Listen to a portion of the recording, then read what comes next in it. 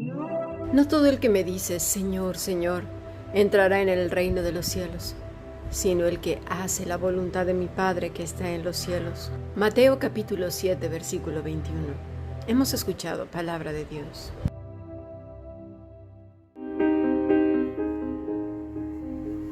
La Fundación Bíblica te invita a participar tanto de esta aula internacional hoy apegados a él, como sus cursos online en mol.fundacionbiblica.com. También adoración de siervos todos los martes a las 7:30 de la tarde España a través de nuestro canal de YouTube. Para cualquier información escribe a fundacionbiblica@gmail.com. Aprendamos juntos del Maestro. Te esperamos.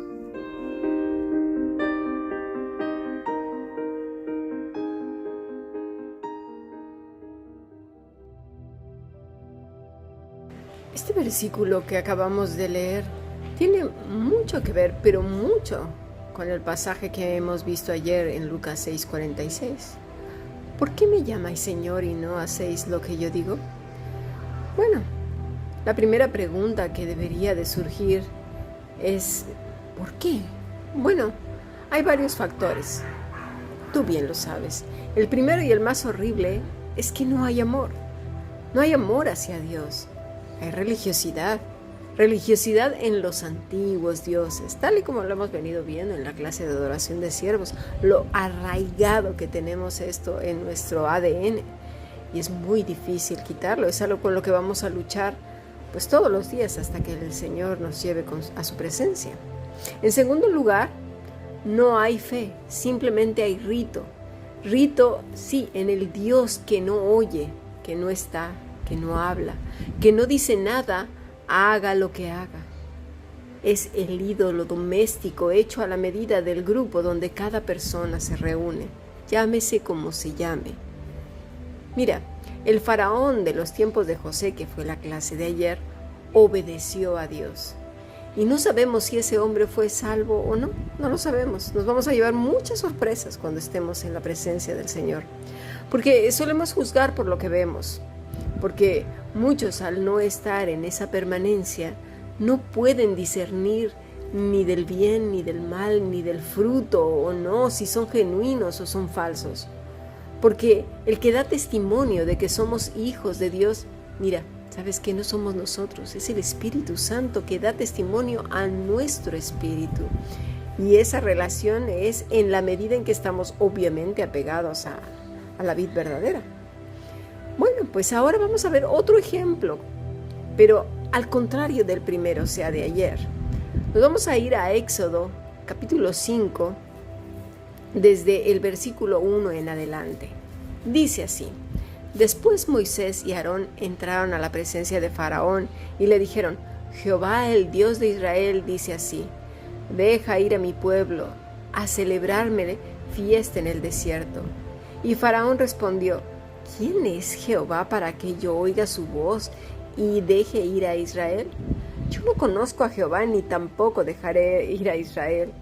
Y ellos dijeron: El Dios de los hebreos nos ha encontrado. Iremos pues ahora camino de 3 días por el desierto y ofreceremos sacrificios a Jehová nuestro Dios para que no venga sobre nosotros con peste o con espada. ¿Te fijas el paralelismo entre José, que viene al ancestro precisamente de este faraón y le dice lo que ha soñado, lo que Dios había dado a Faraón, y Faraón oye, piensa, medita, cree en Dios, no en José? Ahora nos encontramos con otro hombre con un espíritu completamente diferente. Mira lo que dice: ¿Quién es Jehová para que yo oiga su voz y deje ir a Israel? ¿A que no dijo eso el faraón que estaba frente a José? Bueno, veamos algunos aspectos históricos. Del faraón que estamos hablando, y vamos a hablar más el viernes, es Ramsés II. Tuvo un largo reinado de 77 años, lo que correría en el paralelo a la longevidad de Moisés. No obstante, para otros autores la reconstrucción de su vida pasa por más de un faraón. Así su nacimiento y educación en la corte pudieron acontecer bajo el reinado de Seti I, o incluso antes. Los sucesos relativos a la muerte del capataz egipcio y la posterior huida de Moisés al país de Madián, donde contrae matrimonio con Séfora, ocurrirían ya en época de Ramsés II. Para estos historiadores, o tal vez su hijo, Meremtah, se disputarían la autoridad del enfrentamiento con Moisés y la expulsión final de los hebreos. Bueno, sabemos que este faraón era necio, inteligente pero no sabio, organizado pero no un verdadero líder, más bien era un tirano. Su carácter, arrogante e iracundo, manifiesta su poca sensibilidad no solo a los extranjeros, a los israelitas, sino a su propio pueblo. Ayer estuvimos viendo su ancestro, un hombre en el que convergían la inteligencia y la sabiduría, el discernimiento y la acción.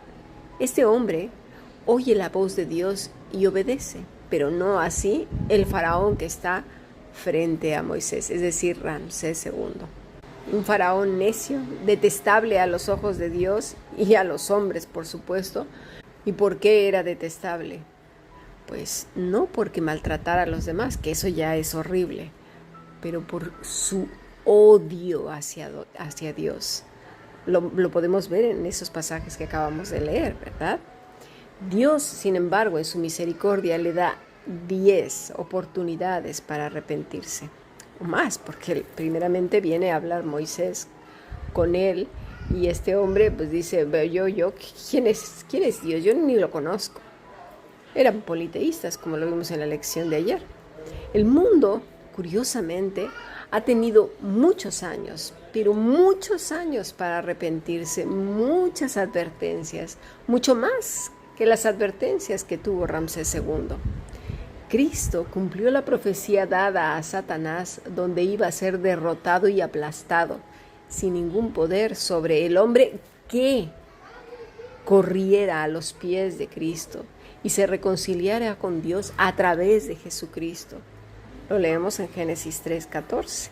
Y Jehová dijo a la serpiente, escucha, no al hombre, a la serpiente: por cuanto esto hiciste, maldita serás entre todas las bestias y entre todos los animales del campo. Sobre tu pecho andarás y polvo comerás todos los días de tu vida.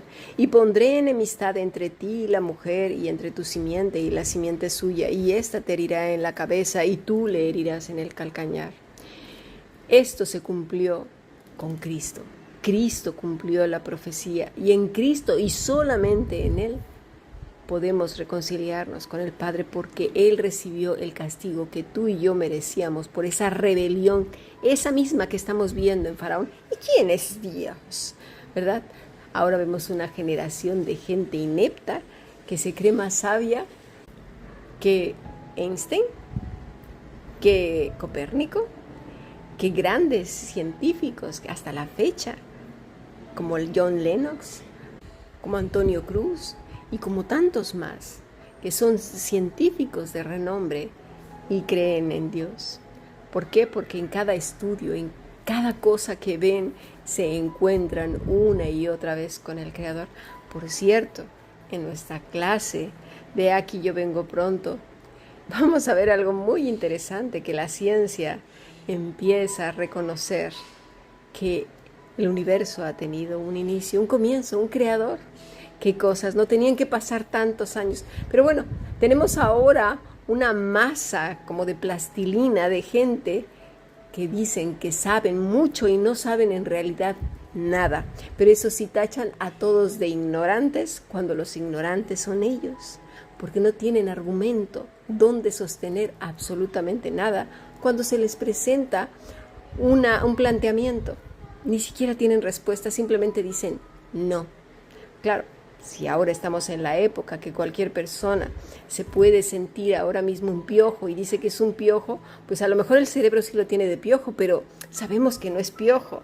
Otro dice que es un gallo y bueno, también a lo mejor tiene el cerebro de gallo, pero no es un gallo. Pero bueno, como ahora todas las personas ya pueden decir que son lo que sean, pues mira tú qué fácil lo tenemos, ¿no?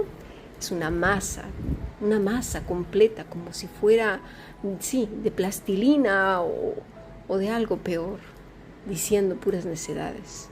A partir entonces del Génesis, estas generaciones han tenido muchas evidencias para volverse a Dios, no porque Él necesite de nosotros, sino más bien porque el hombre lo necesitamos con urgencia.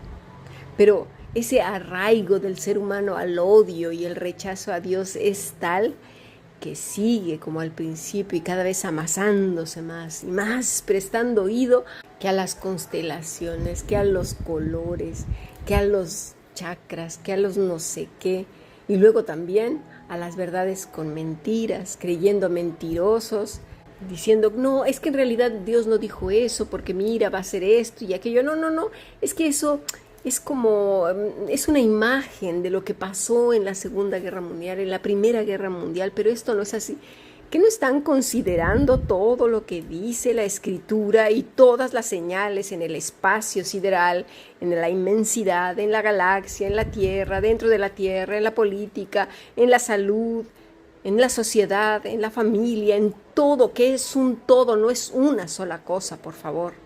Pero claro, prefieren creerle al mentiroso que tienen enfrente antes que a Dios.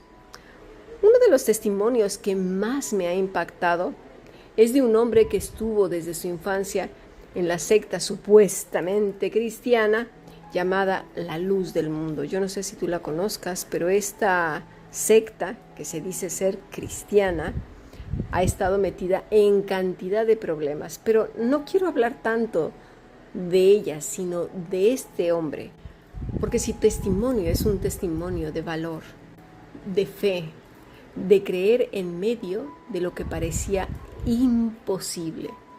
Este muchacho entra a esa secta junto con sus padres siendo un niño pequeño.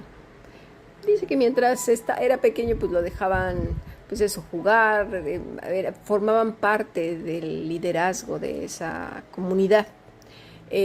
Pues él jugaba y todo, no se enteraba, veía cosas raras, pero nunca se puso a pensar porque era un niño pequeño. Pero bueno, poco a poco se fue haciendo mayor y veía cosas muy raras, mucha gente como muy sacrificada.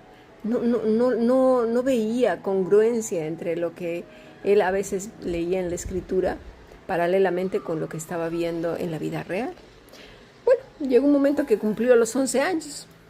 Entonces, el supuesto pastor general, que era el apóstol, le dijo que lo iba a llevar a pasear para celebrar sus 11 años, que ya era mayor y bueno, total, lo subió a un coche y se fueron por ahí. De repente, dice él que se detuvo en un lugar solitario, supuestamente iba a lavar su coche cerca de un río. Y eso a él le pareció muy raro porque este supuesto apóstol se dedicaba a sacarle dinero a las personas, y no creas que tenía un coche cualquiera, tenía un señor cochazo, Bueno, tampoco un Tesla, pero tenía un buen coche comparado con la gente que se congregaba. Bueno, se bajó del coche y dice que le dijo al niño que podía bañarse en el río. Había un río por ahí cerca. Entonces el niño se quita la camisa y el hombre dice que lo empezó a mirar con ojos muy feos. Después se acercó a él, le tocó el pecho y empezó, a abusar de él. Dice el niño que toda esa imagen que tenía de lo que era un pastor, un hombre de Dios, que hablaba la palabra de Jesucristo, se le vino abajo y se le convirtió en asco, en repugnancia, en algo horrible. A partir de ahí, este ser maligno y asqueroso abusó todos los días que se le dio la gana de esta pobre criatura. Y no solamente de él, se empezó a dar cuenta que abusaba de otros niños y de otras mujeres. Y no solamente él, sino parte del liderazgo de esa supuesta iglesia. Bueno, posteriormente, cuando ya fue más grande,